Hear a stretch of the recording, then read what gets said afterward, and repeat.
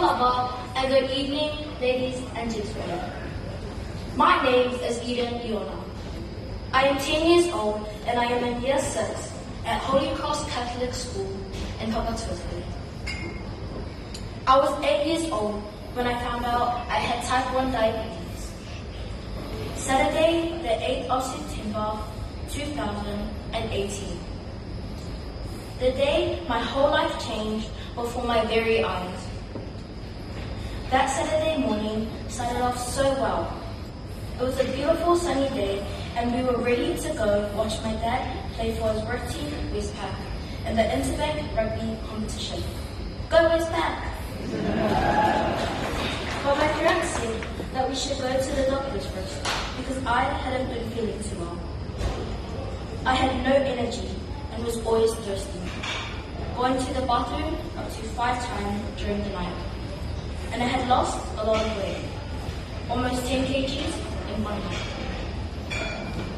I thought that we would only be at the doctor's for a short time, but after some tests and they pricked my finger to test my blood, the doctor was saying words I had never heard before. Type 1 diabetes. What is type 1 diabetes and what does it have to do with me? It's good, right? That's when I saw the look on my parents' faces. Why did Daddy look so worried? I'd never seen him like that before. And why was Mommy starting to cry? The next thing I knew, we were on our way to Starship. How could my day, that started off so well, turn upside down in just 10 minutes? At Starship, I saw many doctors and nurses who were so interested in my blood. I was starting to think, are they vampires? I felt scared, worried, and alone because I felt that I would not be able to do anything properly anymore, like other kids my age.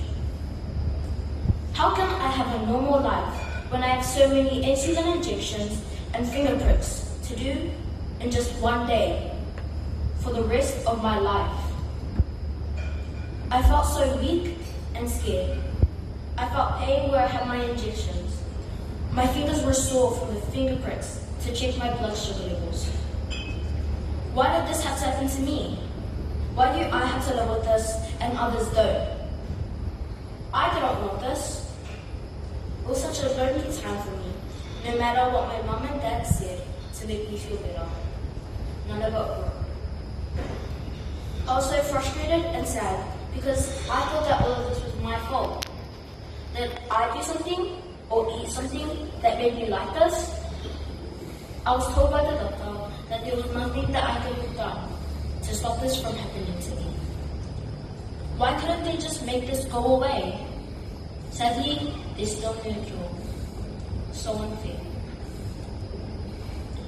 In June of last year, Diabetes Youth Auckland organised a sleepover at Kelly Tarleton's for children who have type 1 diabetes. I was so nervous, but I had so much fun. I'm glad I went, because it was the first time ever that I saw other kids, even young toddlers, checking their blood sugar levels, counting carbs at breakfast, and having their insulin injections, just like me. It made me realize that my parents were right, and that I am not alone. There are other type 1 diabetic warriors just like me. I have learned from the team at Starship and my parents that having this condition can't stop me from doing what I love. And I think that's awesome.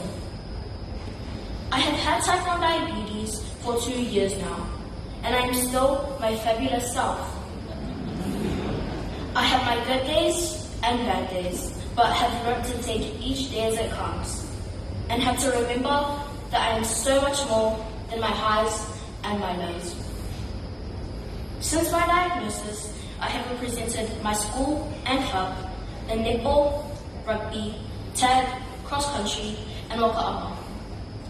I still go swimming, go on school camp, hang out with my friends, and have family holidays overseas. Pre-COVID-19, of course.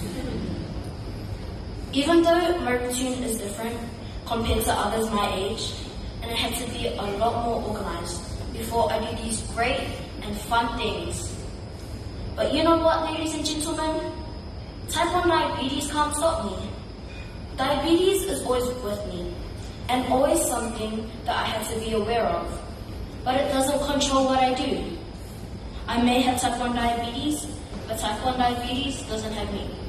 Thank you for listening to my story. Professor